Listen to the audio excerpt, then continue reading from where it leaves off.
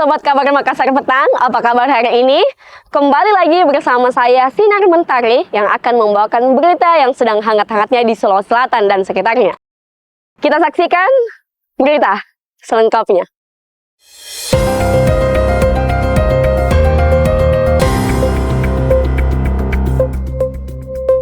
Baik, kita mulai kabar pertama. Kesehatan gratis, Presiden Prabowo mulai disosialisasikan di masyarakat Sulawesi Selatan. Program pemeriksaan kesehatan gratis yang diinisiasi oleh Presiden Republik Indonesia Prabowo Subianto mulai disosialisasikan ke masyarakat khususnya di Sulawesi Selatan. Agenda sosialisasi pemeriksaan kesehatan gratis itu mulai dilaksanakan di Kabupaten Jeneponto pada Selasa 21 Januari. Berlokasi di Sekolah Menengah Atas SMA Negeri 9 Jeneponto, penjabat Gubernur Sulsel Prof. Fajri Jufri turun langsung melakukan sosialisasi tersebut. Sejumlah ibu hamil turut hadir melakukan pemeriksaan kesehatan, anak sekolah pun menjadi sasaran program ini. Sosialisasi yang dilakukan bersamaan dengan pemberian makanan bergizi gratis atau MBG kepada para siswa. Sebagai informasi, program pemeriksaan kesehatan gratis tersebut rencananya akan diluncurkan secara resmi oleh Presiden Prabowo Subianto pada Februari 2025 mendatang. Pemeriksaan kesehatan gratis ini mampu mendeteksi penyakit lebih dini ataupun mencegahnya. Dengan demikian, upaya pengobatan atau penanganan bisa segera dilakukan. Program ini akan menambah layanan kesehatan gratis yang telah ada. Secara teknis, pemeriksaan kesehatan gratis bakal difasilitasi di puskesmas dan klinik bagi yang berusia 5 tahun ke bawah dan 18 tahun ke atas. Sedangkan bagi anak sekolah usia 6 hingga 18 tahun, pemeriksaan akan dilakukan oleh petugas kesehatan di sekolah masing-masing. Selain pemeriksaan kesehatan gratis, ibu-ibu hamil diberikan susu gratis dari Dinas Kesehatan Sulsel dan Dinas Kesehatan Jeneponto. Baik, kita beralih ke kabar selanjutnya. Wijatolu kembali memperingati Hari Jadi Luwu ke-757 dan Hari Perlawanan Rakyat Luwu ke-79 yang dipusatkan di Istana Kedatuan Luwu di Kota Palopo. Wijatolu kembali memperingati Hari Jadi Luwu HJL ke-757 dan Hari Perlawanan Rakyat Luwu atau HPRL ke-79 yang dipusatkan di Istana Kedatuan Luwu Kota Palopo, Sulawesi Selatan. Kegiatan yang berlangsung pada 21 hingga 23 Januari 2025 ini dilaksanakan dengan berbagai ritual adat serta rangkaian kegiatan. Puncak peringatan HJL dan HPRL yang mengusung tema Sejarah Gemilang Masa Depan Cemerlang dilaksanakan hari ini Kamis 23 Januari 2025 dengan rangkaian pembacaan sinopsis sejarah perlawanan rakyat Luwu dan Hari Jadi Luwu serta pembacaan hasil Tudang Ade.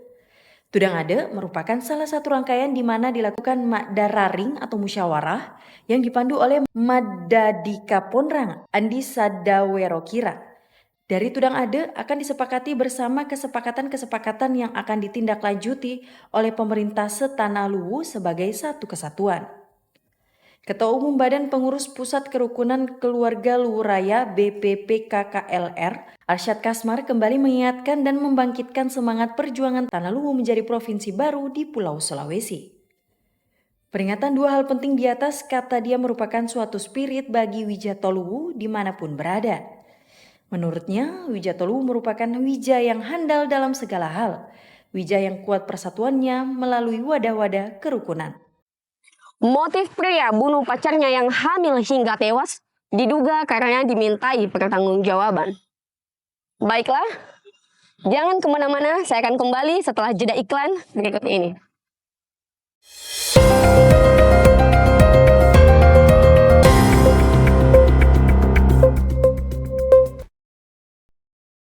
Kabar Grup Indonesia, media online pertama di Sulawesi Selatan yang diluncurkan pada 29 Agustus 2009 dengan nama kabarmakassar.com.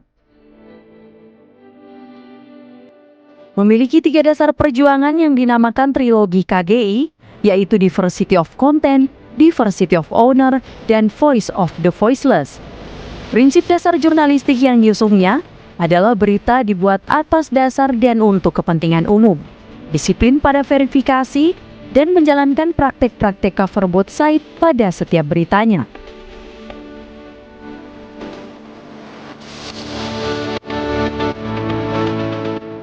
Kini, Kabar Group Indonesia telah berkembang di beberapa daerah di Indonesia bahkan di Asia.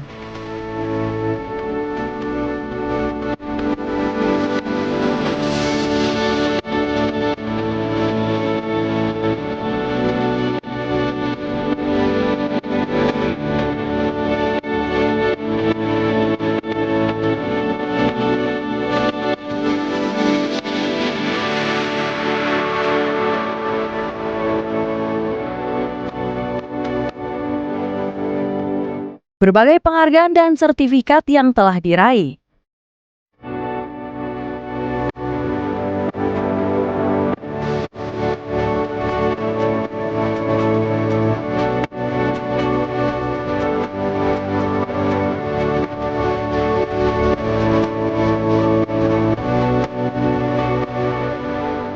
Hingga meluncurkan produk bisnis.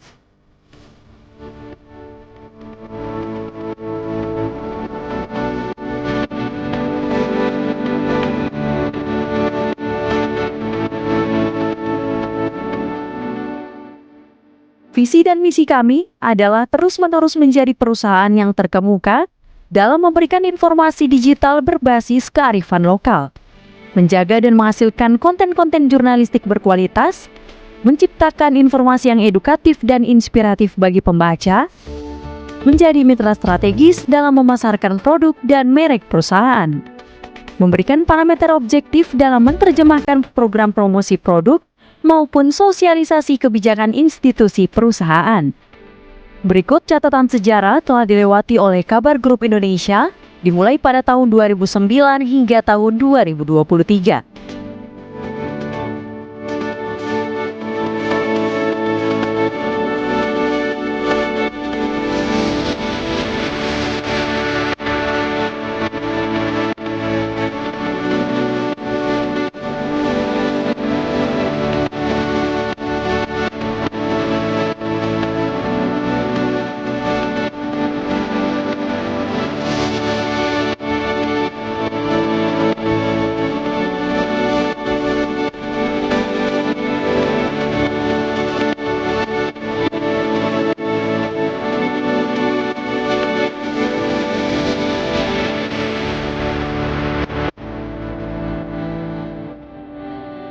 Kami percaya bahwa informasi yang akurat dan terpercaya adalah hak setiap individu. Terima kasih telah mempercayai kami sebagai sumber informasi Anda.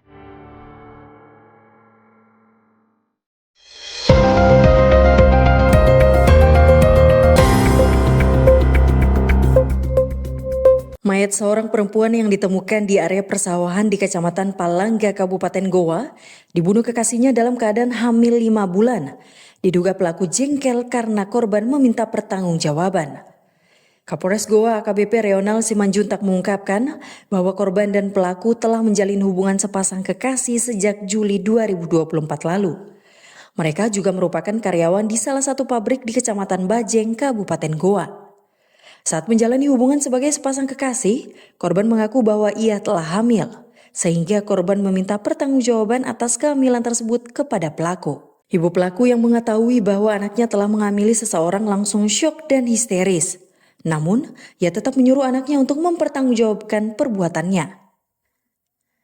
Namun setelah keluarga korban dan pelaku bertemu pada Senin sekitar pukul 21 WITA, pelaku meninggalkan rumah orang tuanya bertujuan untuk menemui korban. Kemudian sekitar pukul 23.00 WITA, korban dan pelaku bertemu di sebuah jalan. Kemudian sekitar pukul 23.00 WITA, korban dan pelaku bertemu di sebuah jalan. Kemudian menuju rumah kos pelaku di Desa Kanjilo, Kecamatan Barombong, Goa untuk mengobrol. Setelah itu pelaku kembali mengajak korban dengan modus jalan-jalan dengan menggunakan motor masing-masing. Kemudian sekitar pukul 2.00 WITA, di sekitar persawahan itu pelaku langsung membabi buta dengan melakukan penganiayaan dengan menghujani korban sebanyak 79 kali tusukan ke tubuh korban. Reonal mengatakan bahwa motif pelaku tega menghabisi nyawa kekasihnya karena kesal terhadap korban yang mendatangi rumahnya untuk meminta pertanggungjawaban yang membuat ibu pelaku histeris dan menangis. Reonal membeberkan bahwa pelaku yang merupakan kekasih korban diamankan setelah pihak kepolisian melakukan penyelidikan selama 12 jam. Dalam pengungkapan kasus ini, pihak kepolisian juga memeriksa 2 orang sebagai saksi, yaitu mereka yang pertama kali menemukan mayat korban di area persawahan milik warga di Dusun Bontocinde, Desa Panakukang, Kecamatan Palangga, Kabupaten Goa. Sementara itu, kata Reonal, pihaknya juga mengamankan barang bukti berupa 2 buah sepeda motor, yaitu milik korban dan pelaku juga pakaian korban. Sementara senjata tajam yang digunakan pelaku untuk menghabisi korban masih dalam pencarian. Atas perbuatannya, kini pelaku dijerat pasal 340 KUH Pidana dengan ancaman hukuman pidana mati atau pidana seumur hidup atau paling lama 20 tahun kurungan penjara. Ketua DPRD Sulawesi Selatan tegaskan bahwa anggaran makanan gratis sudah ada di APBD 2025. Ketua DPRD Provinsi Sulawesi Selatan Andi Rahmatika Dewi menyampaikan bahwa pihaknya siap mendukung dan merealisasikan program pemerintah pusat, termasuk program makanan bergizi gratis atau MBG untuk pelajar. Menurutnya, program ini disambut sangat antusias oleh masyarakat Sulawesi Selatan. Sementara itu, untuk program pemeriksaan kesehatan gratis atau PKG, Cicu Sapaan Akrab Andi Rahmatika Dewi mengatakan bahwa baru akan dimasukkan di APBD 2025. Sebab baru ada instruksi dari pusat melalui PJ Gubernur Sulawesi Selatan Fajri Jufri saat melakukan kunjungan silaturahmi ke DPRD Provinsi Sulawesi Selatan baru-baru ini. Sebelumnya PJ Gubernur Sulawesi Selatan Prof. Fajri Jufri mengucapkan bahwa salah satu program penting Presiden RI Prabowo Subianto yang harus digalakan dan diselaraskan selain makanan bergizi gratis atau MBG, pemerintah pusat juga akan memprogramkan pemeriksaan kesehatan gratis. Restoran meluncurkan menu baru khas Bugis Makassar. Baiklah, berita ini sekaligus mengakhiri perjumpaan kita di Kabar Makassar Petang edisi hari ini. Jaga terus kesehatan di musim penghujan saat ini. Dan saksikan terus Kabar Makassar Petang setiap hari Senin sampai dengan hari Jumat. Saya, Sinar Mentari, dan kru yang sedang bertugas, pamit undur diri. Restoran Saung Cobe yang telah memiliki 5 cabang di Sulawesi Selatan terus berinovasi menghadirkan menu baru untuk memanjakan para pecinta kuliner. Kali ini, restoran yang dikenal dengan berbagai hidangan seafood memperkenalkan menu berbahan dasar bebek yang terinspirasi dari kuliner khas suku Bugis Makassar. Pemilik restoran Saung Cobe Ibrahim Bija menjelaskan bahwa menu ini mengangkat hidangan tradisional seperti paleko, yang merupakan salah satu makanan favorit masyarakat Bugis Makassar. Selain bebek goreng rempah dan bebek paleko, Saung Cobek juga memperkenalkan menu lain seperti olahan ayam kampung dan ketan naga hitam sebagai hidangan penutup. General Manager Saung Cobek Nurcaya Amir mengatakan, inovasi menu ini bertujuan memberikan pengalaman kuliner yang unik dan berkesan bagi pelanggan. Ia pun mengajak para pencinta kuliner untuk mencoba menu-menu baru tersebut yang diharapkan dapat menjadi favorit baru bagi wisatawan kuliner. Berikut daftar harga menu baru di Saung Cobek. Bebek goreng rempah Rp125.000 per ekor, olahan ayam kampung Rp23.000 per potong dan Rp120.000 per ekor. Ketan naga hitam Rp25.000 per porsinya.